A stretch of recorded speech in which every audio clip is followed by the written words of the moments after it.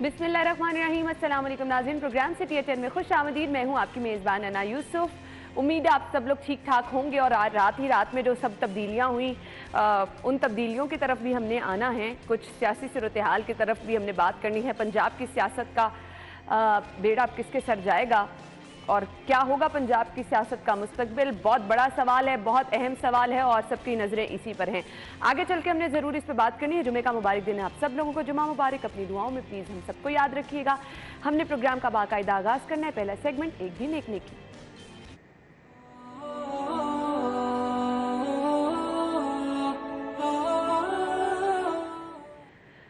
हमारे स्कॉलर अमानत रसूल साहब हमारे साथ मौजूद हैं। आज का पैगाम क्या है आप तक पहुँचाएंगे।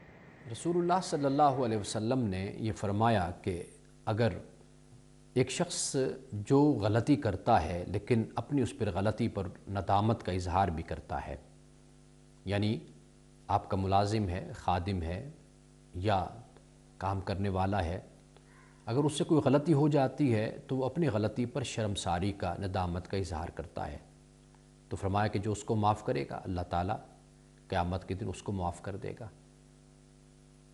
और ये बहुत बड़ी बात होती है कि एक इंसान से गलती हो और फिर वो अपनी गलती को तस्लीम करके उस पर नदामत का इजहार करे।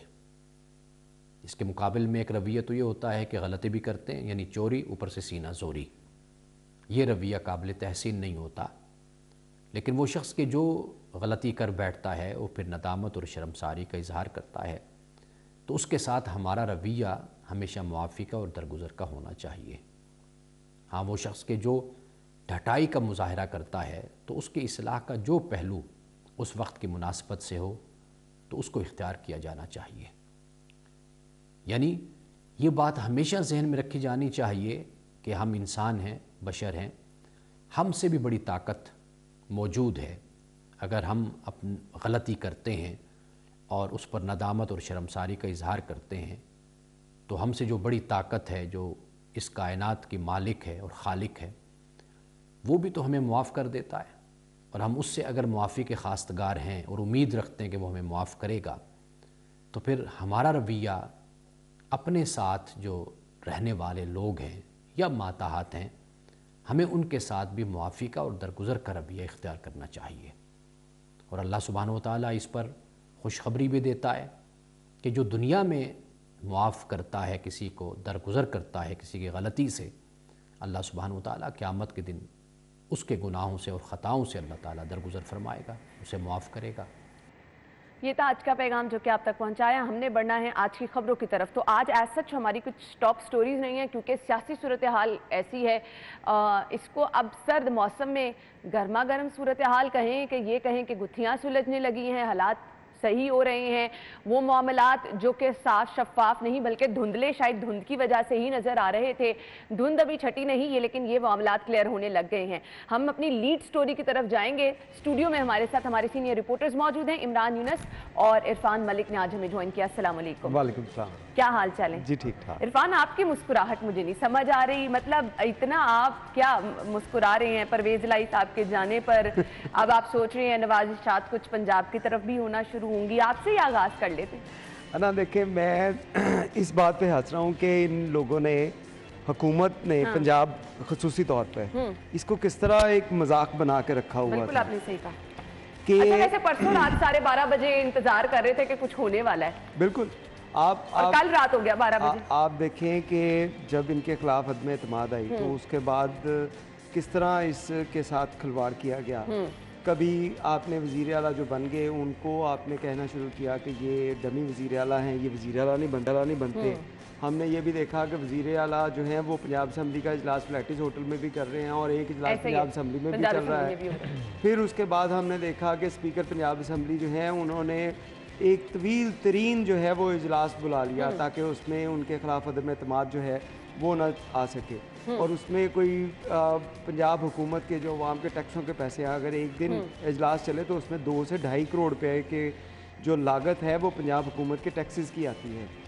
वो तमाम चीज़ें अगर आप देखें कि 250 से ज़ायद दिन जो इन लोगों ने इजलास चलाया या 230 से ज़ायद दिन वो चलाया गया, उसमें अवाम का पैसा किस तरह जो ज़ाया किया गया और सिर्फ अपनी सीटें बचाने के लिए।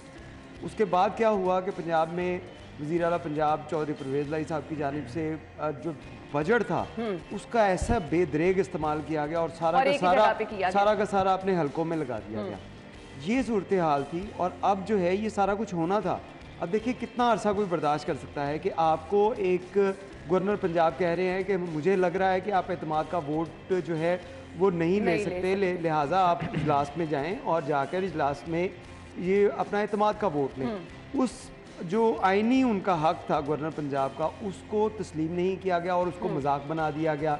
हमने देखा गवर्नर हाउस के बाहर एहतजाज किया गया और उसमें बड़ी बड़ी भड़कें मारी गई, उसमें बड़ी तूफान बदतमीज़ी था जो पाकिस्तान तहरीक इंसाफ के सियासत जो रहनुमा थे और जो कारकुन थे उनकी जानिब से कि आपने एक स्टेट का जो मजाक है वो किस तरह बनाया कि उसी गवर्नर ने जिनकी तरफ से आपको एक मूव की गई असम्बली कि आप जो है वो एतमाद का वोट लें, आपने उस पर अमल दरामद नहीं करवाया बल्कि उनको प्रेशराइज़ करने के लिए, हुकूमत को प्रेशराइज़ करने के लिए आपने ये टूल इस्तेमाल किया कि आपने वहाँ पे अवाम को इकट्ठा किया और अवाम भी कोई इतनी ज़्यादा मेरा नहीं ख्याल जितनी उम्मीद की जा रही थी कि अवाम का एक जमे गफीर होगा। माल रोड छोटा सा एरिया है, उस पर कितना जो लोग आप इकट्ठे कर सकते हैं, वहाँ पे किया गया और लोगों ने किस तरह वहाँ पे तूफान बदतमीज़ी किया। अब ये होना था, ये अब वेट किया जा रहा था कि हम इसको कानून के तहत किस तरह इसके ऊपर जो है वो अमल दरामद करें और रात को इसी वजह से रात गए जो है वो 12 बजे का भी इंतज़ार किया गया और उसके बाद जो है वो नोटिफिकेशन कर दिया गया कि वज़ीर आला पंजाब को हटाया जाए ताकि जो ट्रैक के ऊपर आए। अब भी देखिएगा, अब जो नई खबर जो सामने आ रही थी अब से कुछ देर पहले मैं मीडिया पे देख रहा था कि कहा जा रहा है कि वज़ीर आला पंजाब इसी जो इश्यूज़ को लेकर अब हाई कोर्ट में जाएंगे। वही आपको एपिसोड दोबारा नज़र आएगी जब पहले वज़ीर आला पंजाब को ओहदे से हटाया गया था, उनके खिलाफ नो कॉन्फिडेंस मूव आई थी, उसको भी वो कोर्ट में ले गए। कोर्ट में 2.5-3 माह जो इसका इश्यूज चलते रहे, उसके बाद दोबारा वक्त और पैसे का ज़िया एक बार फिर से होगा। इमरान भाई देखिए जी, जिस तरह बिल्कुल इरफान ने बताया कि एक तवील अरसे तक ये इजलास पंजाब असम्बली का जो है वो चलता रहा है, जो कि तकरीबन कोई 4 माह से ये इजलास जो है 4 माह में जितने पैसे लग गए हैं जी बिल्कुल वो सारी तकरीबन डिटेल जो है वो इरफान ने बता दी। अच्छा, नॉर्मली होता क्या है कि जब कोई इजलास चल रहा होता है, मैंने 2 रोज़ कबल भी बताया था कि जब कोई इजलास चल रहा होता है तो उस दौरान रवायत ये रही है कि गवर्नर जो है वो नए इजलास की कॉल जो है वो नहीं देते। सही। अच्छा, अब इस तरह अगर हम बात ये करें कि आईनी तौर पे तो गवर्नर कर सकते हैं, लेकिन रवायत ये रही है कि गवर्नर ने कभी ऐसे जो है वो नहीं किया। अब मामला जो है वो देखें वो कोर्ट की तरफ गया है। अब मेरे ख्याल से दोनों जमातें जो हैं या दोनों पार्टियां जो हैं वो यही चाहती थी कि ये अब मामला जो है वो एट दी एंड कोर्ट तक ही जाएगा और सूरत हाल भी यही थी। बिल्कुल। अब जो हमारी रिस्पेक्टेड कोर्ट है अब वो डिसीजन लेगी कि उन्होंने आइन को देखना है या रवायत को देखना है, लेकिन मेरे ख्याल से वो डिसीजन जो है वो रवायत की बजाय आइन की तरफ जो है। आपके ऊपर बड़ी रिस्पॉन्सिबिलिटी है जी, आइन की बालादस्ती अगर आप करेंगे, आप मिसाल कायम करेंगे। जी बिल्कुल, अगर पंजाब में आपकी गवर्नमेंट थी तो आपको जो है वो एतमाद का वोट जो है वो ले लेना चाहिए था। फिर आपने हीले बहाने जो है वो अपनाए और आप खुद चाहते थे कि ये मामला जो है वो इसी तरह जाए। हर किसी को सूरत हाल नज़र आ रही थी कि अब होगा क्या। अल्लाह का शुक्र अदा करें कि अभी तक गवर्नर राज जो है वो नहीं लगा कि वफाक ने ऑर्डर नहीं किया और गवर्नर जो है वो, हालांकि गवर्नर राज जो है वो लग सकता था। हमेशा सूरत हाल तो ऐसी ही बनी, ऐसे ही है हमेशा। जब भी अमनो अमान खराब होता है, अमनो अमान खराब होता है, तब गवर्नर राज जो है वो चलाया जाता है। अब यहाँ मैं एक छोटी सी चीज़ जो है वो डिस्कस करना चाहूँगा। देखिए, वज़ीर आला परवेज़ लाई जो है, जब ये वज़ीर आला के लिए इनका नाम सामने आ रहा था तो तब ये बात सुनने वाली है कि तब PTI को भी कोई इशू नहीं था, काफ लीग को भी, नून लीग को भी इशू नहीं था और PDM को भी इशू नहीं था। वो इत्तफाक कर रहे थे कि परवेज़ लाई जो है वज़ीर आला हो जाएंगे, लेकिन ये सारा मामला जो है ना वो चेयरमैन तरीके साहब इमरान खान की जिद की वजह से हुआ है कि उन्होंने 26 नवंबर की जो कॉल दी थी कि जी मैं असम्बलियाँ तोड़ दूंगा, तो भाई क्या जरूरत पड़ी है आपको असम्बलियाँ? असम्बलियाँ तो अब भी नहीं टूटी, असम्बली तो नहीं टूटेगी ना अभी। अब वज़ीर आला जो है वो डी नोटिफाई तो हो गए। अब हमारे वज़ीर आला जो हैं परवेज़ लाई साहब, ये पंजाब असम्बली के सेशन में बतौर वज़ीर आला तो आ सकते हैं, लेकिन अपने इख्तियारात जो है ना वो अब ये इस्तेमाल नहीं कर सकते, कोई ऑर्डर नहीं दे सकते। अब तमाम इख्तियारात, बिल्कुल ऐसे डमी वाला वर्ड अच्छा बोला आपने, अब तमाम तर इख्तियारात जो है वो गवर्नर के पास है। देखिए, आपके वज़रा जो है, वजारतें जो है वो भी खत्म हो गई ना, यानी कम अज कम अब जब तक आपके पास इतने इख्तियारात, अब ये नहीं है कि आप फंड्स जारी कर सकें, वो जो आपने जल्दी में मास्टर प्लान पेश कर दिया। वो जो आपने कल, आपको पता था कि पता नहीं अगले दिन क्या हो जाना है जुम्मे को, तो आपने कल ही गुजरात के लिए मजीद फंड्स भी खरबों रुपए के फंड्स लगा दिए। इसको कम अज कम मामले लग गई है। सो अभी हम यहीं से गुफ्तगू का सिलसिला आगे बढ़ाएंगे। अपडेट है वो आप तक पहुंचानी है मनी लॉन्ड्रिंग केस के हवाले से। अभी एक ब्रेक लेंगे, ब्रेक के बाद ज्वाइन करते हैं, हमारे साथ ही रहिएगा।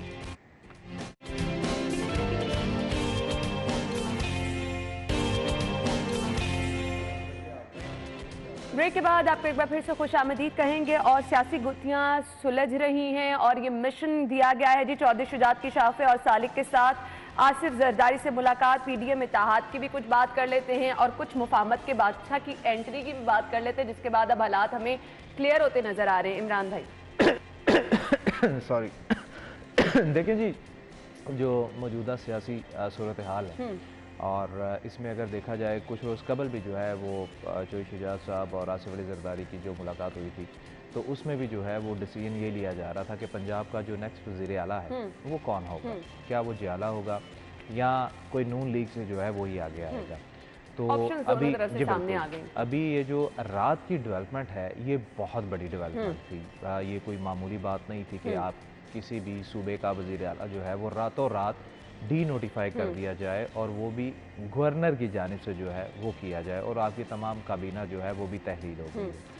अब जो है वो चौधरी शुजात हुसैन साहब की बात करें या दूसरी तरफ अगर आसिफ अली जरदारी साहब की बात करें तो ये सियासत के बड़े गुरु हैं।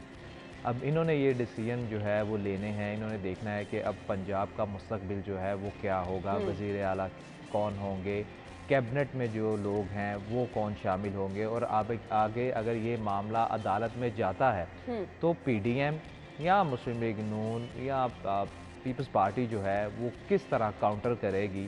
क्योंकि ऑब्वियसली अब ये भी इतलात हैं कि तहरीक इंसाफ जो है वो इसके हवाले से या काफ लीग जो है वो अब अदालत का रुख जो है वो करेगी और वहाँ से फेवर लेने की कोशिश जो है वो करेगी।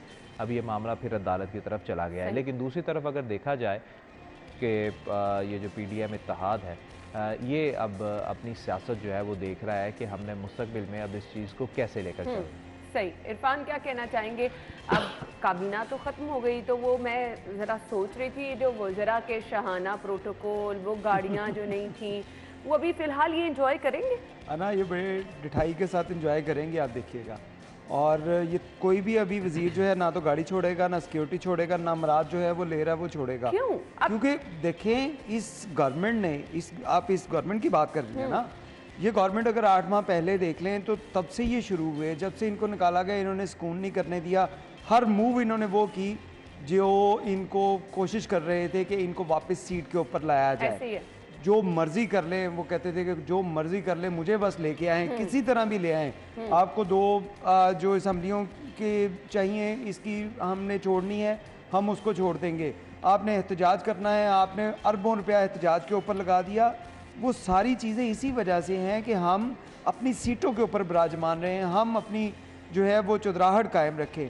तो आप क्या समझते हैं कि ये इस नोटिफिकेशन के बाद क्या वज़ीर आला पंजाब तो चले, उनको तो कहा गया है कि वो अभी वज़ीर आला एक्ट कर सकते हैं, लेकिन काबीना का, लेकिन उन्होंने तगदो शुरू कर दी है। मेरे पास अपडेट आ चुकी है, मैं भी थोड़ी देर में आपको डेफिनेटली वो तो होंगी, उन्होंने जाना है, उन्होंने अदालत में जाएंगे। ये सारी चीज़ें जो हैं वो सुकून से नहीं बैठेंगे। जब देखिए एक वज़ीर आज़म की सीट से ऊपर जब कायदे चेयरमैन तहरीक इंसाफ इमरान खान को हटाया गया था तो उसके बाद उन्होंने क्या किया, तो उन्हीं के फॉलोअर्स की लिस्ट में ये शामिल होते हैं ना वज़ीर आला पंजाब भी।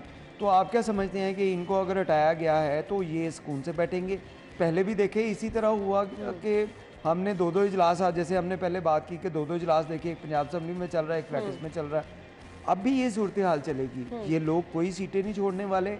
अभी ये वैसे ही सारी चीज़ें जो है वो इंजॉय करेंगे, बल्कि ये भी हो सकता है कि इसमें अब तेज़ी ले आएँ। वो फ्यूल, वो जो अद्वियात, ये सब वो फ्यूल अद्वियात तो छोड़े, जो बजट है, बजट के ऊपर थी ना, वो पैसा जाया, अवाम का पैसा किस तरह से उड़ाया जाएगा। अब तो इनके पास कोई ओहदे भी नहीं है, तो कोई पूछने वाला नहीं है। मैं यही बात कर रहा था कि जब कभी ये हुकूमत जब ये ऑपोजिशन में थी तब ये कहा करती थी कि किसके बाप का पैसा है जो इस तरह लगाया जा रहा है, अपनी तस्वीरें दिखाई जा रही हैं। चौधरी परवेज़ लाई वज़ीर आला पंजाब जब से अब दोबारा बने हैं, उसके बाद से उन्होंने 10 अरब रुपए के जो पब्लिसिटी सिर्फ अपनी पंजाब हुकूमत की, और उसमें कोई प्रोजेक्ट इनका अपना नहीं है, उसमें आप देखिए कि ऑरेंज लाइन ट्रेन की फुटेज चल रही है, उसमें जो MCL की तरफ से काम किए गए उनकी तस्वीर चल रही हैं, उसकी पब्लिसिटी के ऊपर पसंदीदा जगहों पर 10 अरब रुपए के जो इश्तिहारात उन्होंने दे दिए सिर्फ मीडिया में अपनी पब्लिसिटी के लिए, अपना इलेक्शन सीधा करने के लिए। अब इनसे कोई नहीं पूछता इनके बाप का पैसा। और आप तो ये बात कर रही हैं थोड़े थोड़े जो अखराज आता है, फ्यूल की बात कर रही हैं आप, गाड़ियों की बात कर रही हैं, सिक्योरिटी की, ये तो बहुत मामूली सी चीजें हैं। असल मैं मामूली इनके लिए तो ये कुछ भी नहीं है, इनके लिए तो पीनट है, ये कुछ भी नहीं है इनके लिए। इनकी अब नज़रें जब ये डी नोटिफाई हो गए हैं तो उसके बाद अब ये नज़रें होंगी कि वो पैसे कितने कितने पे ने सारे बैठो। अब ये सारी एफर्ट्स इस पे होंगी क्योंकि इनको पता है कि अब हमारे पास कोर्ट में जाएंगे, जितना हमें थोड़ा बहुत जो रिलीफ मिलने के लिए टाइम मिलेगा उसके अंदर हमने जो करना है वो कर लें। और यही सारी एफर्ट जो है वो अब की जाएगी। आप ये ना सोचें कि इसमें कोई वो कमी लाएंगे, कुछ बेहतरी की तरफ जाएंगे, कि कुछ ऐसा तकाजे अदा करेंगे कि हमने नहीं लेना। आप देखिए कि कौमी असम्बली से जिन लोगों ने रिज़ाइन दिए वो आज तक तो हमें हुकूमत बताती है कि वो तनख्वाहें ले रहे हैं, तनख्वाहें ले रहे हैं, मरात ले रहे हैं। तो इन लोगों में इस चीज़ की कोई थोड़ी बहुत जो कोई होती है ना, वो जैसे ख्वाजा आसिफ कहते कोई शर्म होती है, कोई हया आती है, वो चीज़ें नहीं होती हैं। सही, एक अपडेट अभी आप तक पहुंचा देते हैं और उसके बाद हम गुफ्तगू का सिलसिला आगे बढ़ाएंगे। अपडेट ये है जी, गवर्नर के नोटिफिकेशन के खिलाफ परवेज इलाही की जानिब से पिटीशन दी है। उसके बाद हम आपको ज्वाइन करेंगे, हमारे साथ ही रहिएगा। परवेज इलाही साहब के वकील जो हैं वो कोशिश भी कर रहे हैं, जैसे कि मलिक साहब हमें अपडेट कर रहे थे। जैसे मजीद अपडेट आएंगे आप तक पहुंचाते रहेंगे। गवर्नर हाउस के बाहर एहतजाज की बात कर लेते हैं। फौरी इलेक्शन ना हुए तो मुल्क हाथ से निकल जाएगा। चेयरमैन पाकिस्तान तहरीक इंसाफ इमरान खान की जानिब से कहा गया है, बहुत देर से फौरी इलेक्शन का मुतालबा किया जा रहा है और मुल्क का सोच कौन रहा है, मुझे ये नहीं समझ आ रही कि मुल्क की बात करने वालों की बातों पर रश्कार है। इमरान भाई, अच्छा, मुझे तो ये समझ नहीं लगती कि अगर चेयरमैन तहरीक इंसाफ इमरान खान की अगर ये ज़िद पूरी हो जाती है, अर्ली इंतखाबात जो हैं वो करा दिए जाते हैं, पहले तो हुकूमत जो है ना, असम्बलियाँ टूटेंगी, असम्बलियाँ टूट गई, नए इंतखाबात का ऐलान हो गया, तो ये आके करेंगे क्या? फ़र्ज करेंगे ये दोबारा इनको हुकूमत मिल जाती है तो क्या करेंगे भाई? जो आपने पहले अवाम के साथ किया है, इदारों के साथ किया है और जिस किस्म की सियासत आपने पहले किया, क्या वही कहेंगे? देखें, अगर यहाँ पर सूरत हाल ये देखी जाए ना कि क्या अर्ली इंतखाबात से मुल्क की मईशत जो है वो बेहतर हो जाएगी? नहीं होगी, मुल्क की मईशत आपकी मज़ीद ख़राब होगी। अब मुझे समझ ये नहीं लग रही कि ये पता नहीं क्यों ऐसा मुतालबा जो है वो कर रहे हैं कि बस जी इंतखाबात जल्दी हो जाए, इंतखाबात जल्दी हो जाए। भाई जल्दी इंतखाबात करा के आप करेंगे क्या? वो यही चाहते हैं कि मुझे बैठा दें बस वज़ीर आज़म की सीट पे, और उनके लिए कोई आखिरी ख्वाहिश नहीं है उनकी दुनिया में। जो आखिरी ख्वाहिश है, जिद के पीछे आप देख रहे हैं कि कितना आवाम का नुकसान हुआ, कितना पुलिस। यहाँ तो ये हो ना कि चलें अपोजिशन हुकूमत जो है वो सोच भी लेती है, जो मौजूदा हुकूमत है कि जी ये सोच भी लेती है कि चले इंतखाबात जो है वो जल्दी करवा देते हैं, साबिक वज़ीर-ए-आज़म इमरान खान की बात मान लेते हैं, लेकिन किस बेस पे मानी जाए? किया क्या है आपने अवाम के लिए? कौन से बेहतरी के इक़दाम जो हैं वो किए हैं? कहाँ गई आपकी वो 1 करोड़ नौकरियाँ कहाँ गई? आपके 50 लाख घर कहाँ गए?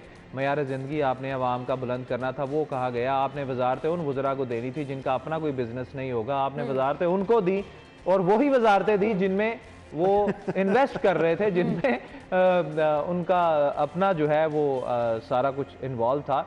और दूसरी बात ये रही कि अब आपके ये जो काबीना के इजलास आपके बुलाए जा रहे हैं या आपके जो पार्लिमानी पार्टी के इजलास बुलाए जा रहे हैं, उसमें आपके अपने MPs की तादाद पूरी नहीं हो रही, तो किस बेस पे आप नए इंतखाबात का जो है वो ऐलान या डिमांड करने जा रहे हैं? बिल्कुल आपने सही कहा। एक अपडेट पहुंचा देते हैं। परवेज इलाही की हुकूमत जाते ही इमरान खान का जमान पाक के बाहर सन्नाटा छा गया और ये तो होना ही था। आपने जितना एंजॉय करना था वो कर लिया। अब हालात ये हैं, जमान पाक के बाहर केनाल रोड पर ट्रैफिक की रवानी भी बेहतरी आई है। जमान पाक के बाहर पुलिस की चेक पोस्ट मौजूद है। जमान पाक के बाहर तैनात पुलिस नफरी भी कम कर दी गई है। इरफान, बिल्कुल ना, देखिए ये सारी चीज़ें अब आपको नज़र आएंगी और मैं आपको एक एडवांस में एक खबर दे दूं कि इमरान खान की तरफ से ये भी प्लान किया जा रहा है कि वो जो लाहौर से अपनी जो है रिहाइश का खाली करके अब वो वापस जो है या KP में जा रहे हैं और यह ज़्यादा उम्मीद यही की जा रही है कि वो अपना अगला जो टाइम है, अगला टनोर जो है वो KP में गुजारेंगे। अच्छा। क्योंकि इनको अब देखें मीडिया के ऊपर ही खबरें नशर की गई और इनका जो पसंदीदा एक चैनल है उसके ऊपर ये खबर नशर की गई कि मोनस इलाही ने उनको बताया कि अगर हम असम्बलियां तोड़ देते हैं तो बहुत मार पड़ेगी। ये बाकायदा हमने टिकट देखे, बम्पर देखा, खबर देखी, बड़ा सोशल मीडिया के ऊपर भी वायरल हुई। जब इस तरह की सूरत हाल होगी तो आप इमरान खान से ही कभी तवक्का रख सकते हैं कि वो हालात का ये मुकाबला करेंगे?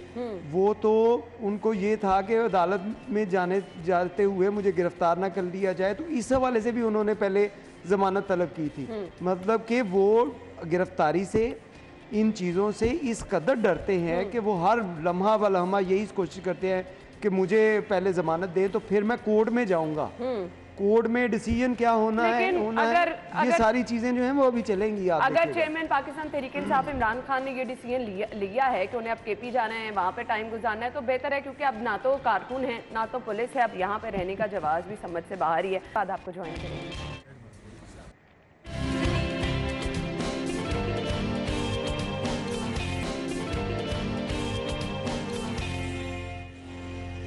खुशामदीद कहेंगे। खबर ये है जी जो आपके साथ शेयर कर रहे हैं। आमिर जुल्फिकार साहब ने कल बतौर आईजी अपने ओहदे का चार्ज संभाला, नवे आईजी तैनात हुए हैं।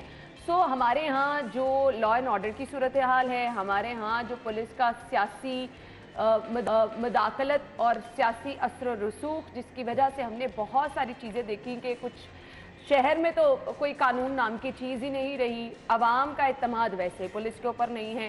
सो नए आईजी की तैनाती से हालात बेहतर होंगे, उम्मीदें क्या वाबस्ता करनी चाहिए? इरफान ना, मेरा नहीं ख्याल कि कोई उम्मीदें आपको रखनी चाहिए इस आईजी से भी। देखें, इस गवर्नमेंट में ये नवे आईजी हैं, नौवां आईजी ये लग गया, और अगर 4 साल का टेनोर देखें, हाँ। उसमें 9 आईजी, यानी कि कोई आईजी भी आपका 1 साल नहीं रह सका, हाँ। 6 माह नहीं रह सका। तो ये बेचारे जब आते हैं, इनको लाया जाता है आके, यार ये कुछ भी नहीं कर सकते, क्योंकि लॉन्ग टर्म में ना तो प्लानिंग है। मेरे पास सिर्फ 20 सेकंड है, मुझे बता दें कि हालात किस तरह बेहतर हो सकते हैं, अवाम के जानो माल का मुहाफिज कौन है? जब देखें, जब आपके सियासी जो माहौल है वो आप मुस्तकिल मिजाजी की तरफ लेके जाएंगे, ना तो मुस्तकिल मिजाजी की तरफ फिलहाल जाता सियासी माहौल नजर आ रहा है, और सियासी अदम इस्तेकाम फिलहाल हर जगह ही हमें नजर आ रहा है। सो यहाँ पे भी फिर अवाम के जानो माल की बात कर लें, हम कहीं पे सिक्योरिटी की बात कर लें, वो भी फिर हालात अल्लाह के हवाले हैं। थैंक यू सो मच, बहुत बहुत शुक्रिया आप लोगों के वक्त के लिए। नाज़िम, हेडलाइंस फिर आते शो में।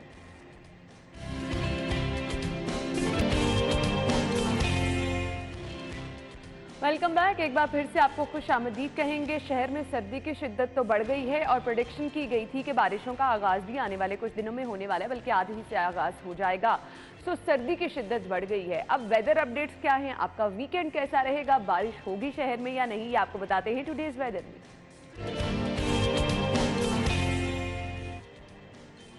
बाहर कोमल मौजूद है, उनकी तरफ चलेंगे। कोमल, इस वक्त का मौसम बताइएगा और बताइएगा बारिश के हवाले से क्या प्रेडिक्शन है, मैक्सिमम सर्दी कितनी बढ़ेगी अब?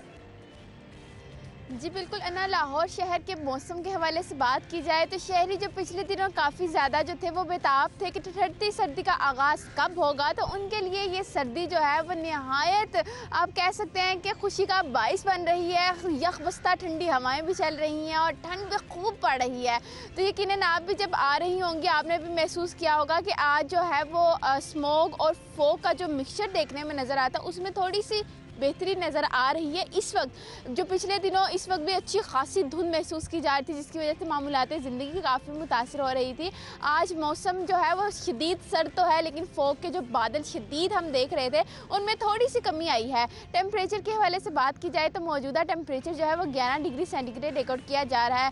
ठंड चूँकि बहुत ज़्यादा है तो शहरियों को अपनी हिफाजत यकीनी बनानी है। अब ग्लव्स भी पहने, जैसे कि मैंने भी पहने हुए हैं, तो लोगों ने भी पहने, हमारे शहरियों ने भी पहने, और सर्दी से खुद को महफूज रखवाना है।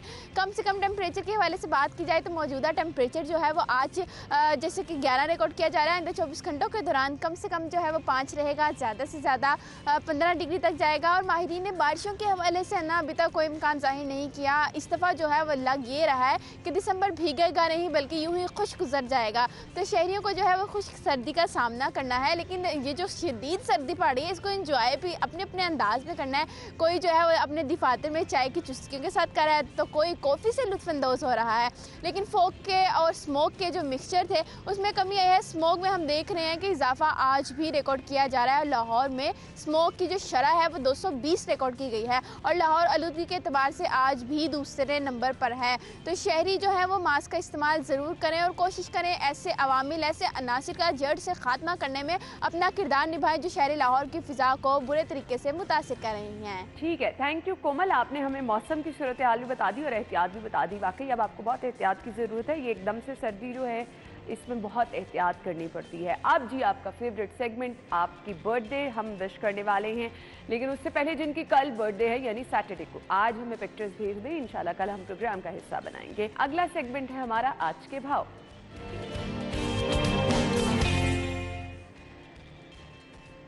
आपके करीबी बाजार में, जिसे हम ओपन मार्केट कहते हैं, वहां पर आज की रेट लिस्ट क्या है, सब्जियों के रेट क्या हैं, ये हमें बता रहे हैं कलीम।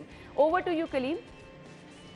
जी बिल्कुल, रोज़मर्रा ज़िंदगी में इस्तेमाल होने वाली सब्जियों की कीमतों में मामूली उतार चढ़ाव बरकरार है। सरकारी नरखों और बाजार के अंदर जो सब्जियां फ़रोख्त हो रही हैं उनकी कीमतों में भी तजाद पाया जा रहा है।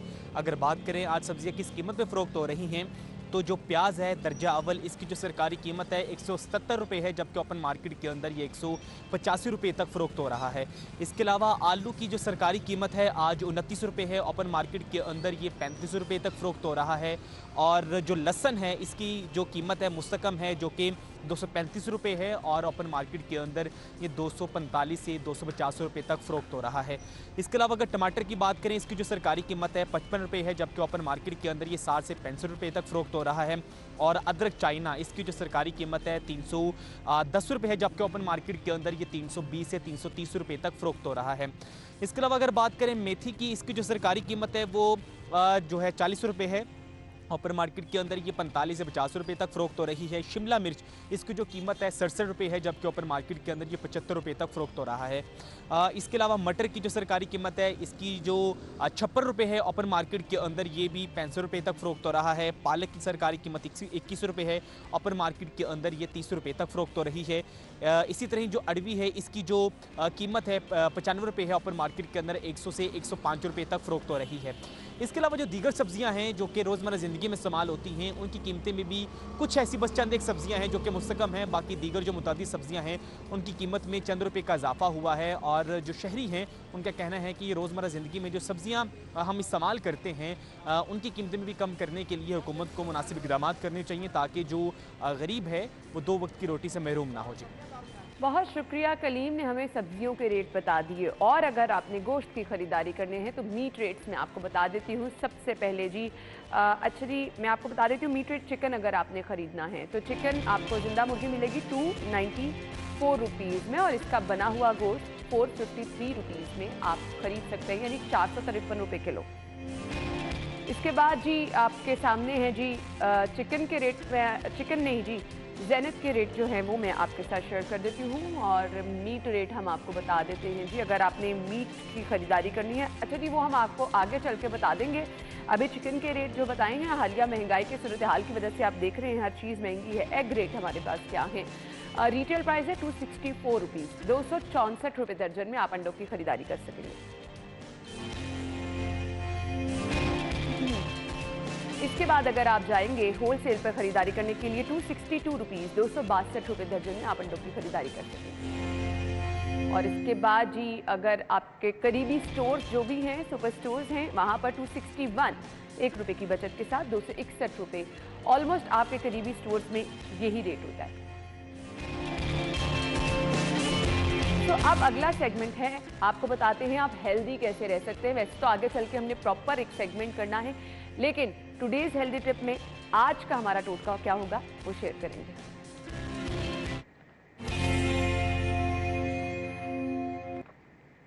ले जी, सर्दियों की सौगात कहा जाता है शकरकंदी को, जिसके जहां बहुत सारे फ़वाइद हैं, वहां पर आपसे रिक्वेस्ट ये की जाती है कि आपने थोड़ा सा इत्तेदाल के साथ खाना है। शकरकंदी दिल की बीमारियों के ख़तरात को कम करती है। अब ये जितनी भी कुदरती अशिया हैं, अल्लाह ताला ने इनके अंदर बहुत ज़्यादा शिफा रखी है। बस हमने ये करना है कि एहतियात के साथ इनका इस्तेमाल करना है। अल्सर से बचाती है। इसके बाद डायबिटीज़ के पेशेंट जो हैं उनके इलाज के लिए भी मदद फराहम कर सकती है। बैक्टीरिया और फंगस से भी महफूज रखती है और कैंसर से लड़ने में भी मददगार होती है। शकरकंदी बालों और आपकी जल्द के लिए भी फ़ायदेमंद होती है। सो ये स्वीट पोटैटो से कहा जाता है। अगर आप ज़रूरत से ज़्यादा इस्तेमाल करेंगे तो ये आपके लिए वो लोग जो कि मोटापे की वजह से परेशान रहते हैं, सो एतदाल के साथ अगर आप कोई भी चीज़ खा रहे हैं वो कम से कम आपको नुकसान नहीं पहुंचाएगी, उसका आपको फ़ायदा ही होगा।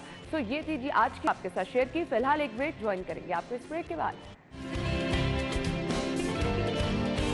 सो प्रोग्राम के इस हिस्से में जी हमने आपकी मुलाकात करानी है हमारी आज की मेहमान से। टॉपिक हमारा ये होगा, सर्दियों में बहुत सारे लोग कहते हैं जी बहुत हम लेज़ी फील करते हैं, वॉक नहीं हो सकती, एक्सरसाइज नहीं उस तरह से कर सकते।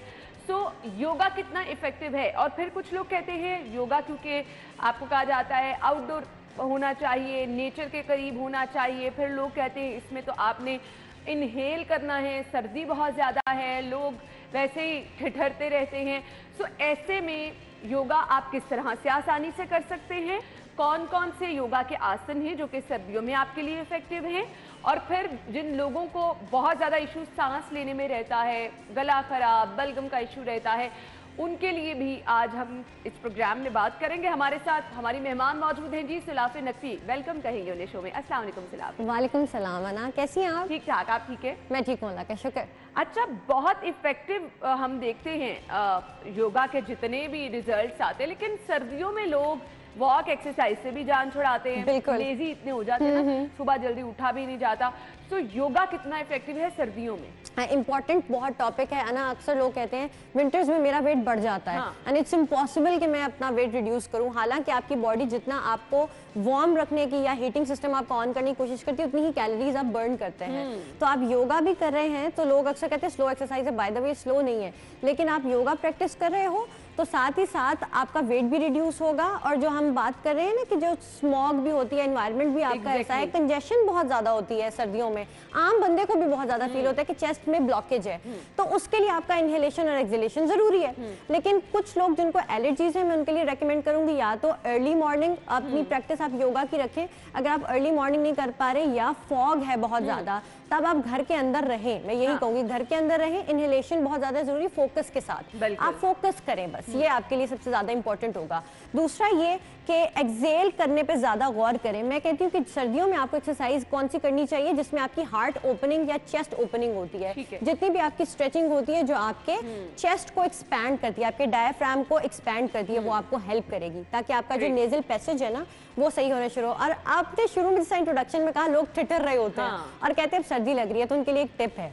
वो क्या करें कि आपका जो ये लेफ्ट नॉस्ट्रल होता है वो हमें कहते हैं कि ये मून से हम इसको रिलेट करते हैं, और जो हमारा राइट नॉस्ट्रल होता है उसे सन से, तो इट मींस ये हमारा हीटिंग सिस्टम है। तो अगर आप लेफ्ट नॉस्ट्रल को बंद कर दें और सन वाले को आप ऑन रखें तो आप इससे सांस लेंगे। 1 मिनट के बाद इससे सांस ले रहे हो आप, इनहेल एंड एक्सहेल, नॉर्मल जिस तरह आप सांस लेते हैं। इससे ये होगा कि आपकी बॉडी का हीटिंग सिस्टम ऑन हो जाएगा और आपको फिर सर्दी नहीं लगेगी। वाले मशवरे तो आपको कोई आम बंदा नहीं दे सकता था, तो ये चीजें यस, तो आपको सर्दी नहीं लगेगी, एक्सरसाइज के लिए कोई एक्सक्यूज नहीं है। सर्दी में आपने एक्सरसाइज करनी है। अगर आप बाहर अपने आप को कपड़े इस तरह के पहन के कवर कर सकते हैं तो आप करें, बट अगर स्मॉग है, एनवायरमेंट ऐसा है, तो आप घर रहकर एक्सरसाइज करें। अब आसान एक्सरसाइज क्या होगी हम आ जाते हैं उस पर।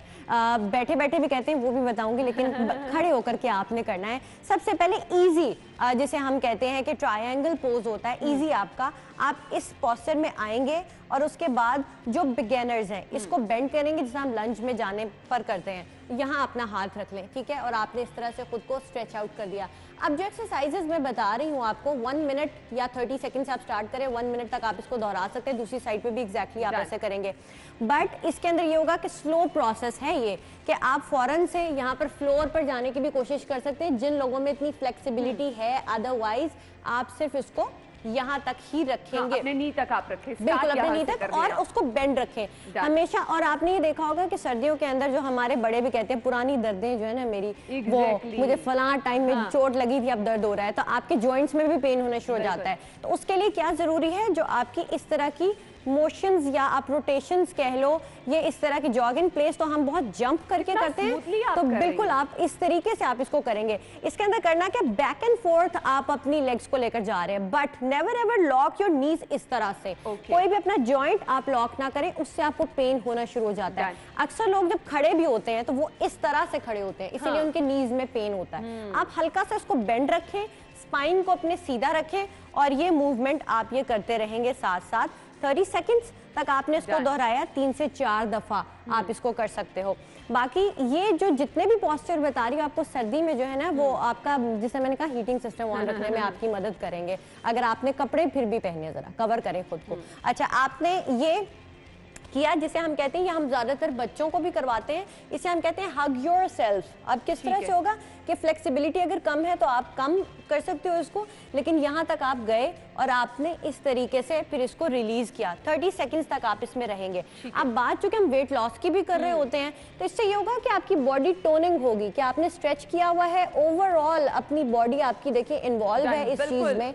और साथ ही साथ जब इसी जैसी एक चीज मैं आपको बताती हूँ, स्पाइनल ट्विस्ट, जब आप बैठे हुए हो, वो बात आ गई बैठे बैठे किस तरह से हम काम करें। आपने स्पाइनल ट्विस्ट जब करना है ना, तो अपना हाथ कोशिश करें यहाँ ले आए। आप बिगिनर्स का हाथ हो सकता है यहाँ ना आए, लेकिन आपने प्रैक्टिस में यहाँ तक जाना है। ये आसन आपका वेट रिड्यूस करेगा, आपकी बॉडी को टोन करेगा, आपकी डबल चिन का इशू सॉल्व करेगा, ऑब्लिक्स को सॉल्व करेगा। इसको हमने स्टे करना है, कुछ स्टे करना है। 30 सेकंड के बाद योगा के जो आसन होते हैं उनका असर शुरू होता है, लेकिन 30 सेकंड शुरू में आप प्रैक्टिस कर रहे हो, आप करोगे 1 मिनट तक, और उसके बाद अपनी प्रैक्टिस को 5 मिनट तक ले जाए कुछ वीक्स के बाद, आहिस्ता आहिस्ता अपनी पेस पर, जेंटली। ठीक, अब मैंने जब ये कहा कि आप अपना हाथ यहाँ रखें, तो ये जो पोस्चर मैं कर रही थी ये आपकी स्किन के लिए भी बहुत अच्छा होता है। सर्दियों में आपने देखा होगा कि ड्राई स्किन, एक्जिमा और अक्सर लोगों को साइनसेस का प्रॉब्लम बहुत ज्यादा आ रहा होता है। तो जिस तरह मैंने शुरू में भी कहा, हार्ट ओपनिंग होगा ये कि अपने हाथों को आप पीछे लॉक कर लें, और जो लोग लॉक नहीं कर पाएंगे वो सिर्फ अपने हाथों को यहाँ तक लेके जा सकते हैं, यहाँ ले जाएं। लॉक किया, मेरे शोल्डर्स बिल्कुल मैंने रोटेट पहले इस तरह से किए, रोलर शोल्डर्स बैक, यहाँ करके एंड अप। अब अगेन मैं वही कहूँगी, जैसे ही आपने अपनी चिन को ऊपर किया, तो वो लोग जो कहते हैं डबल चिन का प्रॉब्लम है वो सॉल्व हो जाएगा 30 सेकंड से 1 मिनट तक। सही, इसमें होल्ड किया और आपने इसको बिल्कुल ही आपने अपने स्ट्रेच किया हुआ है अपने शोल्डर्स को। इससे ये होता है कि जो आपकी डायाफ्राम है आप सांस सही से ले सकोगे, यानी आप पेट से सांस लेते हुए ऊपर आते हो, तो उससे आप पूरा सांस भरोगे, तो जिन लोगों का कंजेशन और जो आपके नेजल पैसेजेस में ब्लॉकेज हुई हुई है ना, वो ठीक होना शुरू हो जाएगा। और सर्दियों में तो बहुत सारे लोगों को ये, अच्छा इसके लिए कोई एज मैटर नहीं करती है? नहीं, योगा के लिए कोई एज मैटर नहीं करती, सिर्फ मैं ये कहूँगी ब्रीदिंग के लिए। देखिए, आप सांस हर कोई ले रहा है, जब तक हम जिंदा हैं, हमारा ताल्लुक ही जिंदगी का सांस है, तो आप सांस ले रहे हो, सिर्फ उसको सांस लेना सीख लें, तो आपके लिए एज मैटर नहीं करती। आसन भी कोई भी आप कर रहे हो, मिसाल के तौर पे अगर मैं ये कहूँ कि अब बिगिनर हैं, तो उनके लिए ये मुश्किल होगा कि मैं उनसे कहूँ कि बिल्कुल आगे जाके वो मुश्किल हो जाएगा। लेकिन आपने सिर्फ एक पोस्चर में होल्ड करना है, उसमें आप क्या करोगे, बिगिनर या कोई भी, हम कहें कि हमारे सीनियर सिटीजन्स, राइट, इनहेल किया, एक्सहेल करके जहां तक आप जा सकते हैं, बिकॉज आपकी बॉडी को पता है, योगा को पता है कि ये स्मार्ट हीलिंग है, कि इसने आपको किस तरह फायदा देना है। ये अब जैसे ही आप अपने पेट को बेंड करते हैं, ये आपके ऑर्गन्स का मसाज होता है, जो कि अक्सर आप कहते हैं ना, इसमें आपको अपनी बैक स्ट्रेट रखने की जरूरत नहीं है। बैक स्ट्रेट नहीं, जैसे ही आप इसके अंदर फ्लेक्सिबिलिटी लाने के लिए अपने आप को झुकाएंगे, जितना आप आगे जा सकते हैं। बट मैं हमेशा कहती हूँ, प्रेग्नेंट लेडीज, सायाटिका वाले इसको करते हुए थोड़ी सी एहतियात करें। एंड अगेन वही जॉइंट पेन जो सर्दियों में बहुत ज्यादा हो रहा होता है, आप पहले ये जरूर कर लें बैठकर, और ये चीज आपको बहुत ज्यादा फील होना शुरू हो जाता है लोगों को सर्दियों में। आप देखोगे नी स्टक फील होती है, स्पेशली जब आप सुबह उठते हैं, और आपको बैक भी लगता है कि आपकी जो है ना वो बहुत स्टिफ हुई हुई है। तो उसके लिए क्या करोगे, देखें, अगर आप सारी चीजें, इनमें से कोई 2-3 चीजों को भी 30 सेकंड से लेके 1 मिनट तक आप प्रैक्टिस कर रहे हो, 2 से 3 दफा एक एक्सरसाइज को, तो आप वेट भी रिड्यूस करोगे।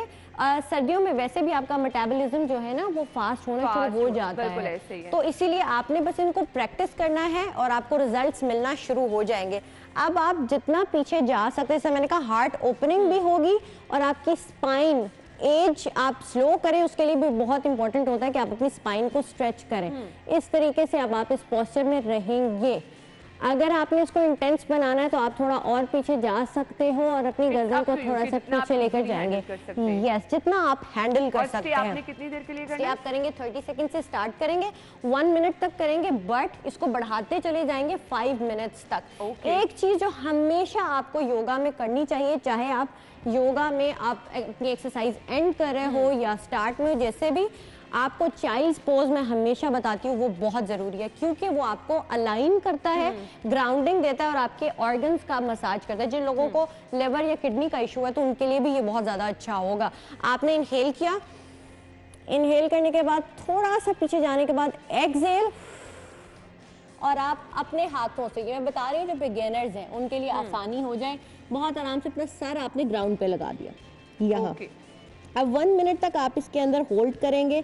खुद को आपने स्ट्रेच किया हुआ है। जो लोग इस पोस्चर को प्रैक्टिस करते हैं उनको पता होगा उनके शोल्डर ब्लेड्स तक ये पोस्चर जाता है। आप कह रहे हैं अगर फ्लेक्सिबिलिटी का इशू है या पेन हो रहा है, अपर बैक में पेन है, तो वो भी सॉल्व होना शुरू हो जाएगा इससे। तो वो चीज़ आप करेंगे। इसके अलावा अगर आप कह रहे हैं कि ये सारी चीज़ें, मैं सर्दियों में लेजी हूँ, मेरा इस सब पे बिल्कुल दिल नहीं है और मुझे सर्दी बहुत ज़्यादा लग रही है, तो एक ब्रीदिंग एक्सरसाइज जो वेट भी रिड्यूस करेगी, बट रिमेंबर इसको आप थोड़ी साइकिल्स में करेंगे बिकॉज ये आपको अवेकनिंग की तरफ लेकर जाती है, तो इसलिए सुपरविजन ज़रूरी है। भस्त्रिका हम इसको बोलते हैं और ये फायर ब्रेथ होती है आपकी। आपने इनहेल करना है और एक्सहेल करना है स्पीड में, बट शुरू में स्लो, नोज से इनहेल, नोज से एक्सहेल। अब इसको हम बढ़ाएंगे 4-5 साइकिल्स के बाद।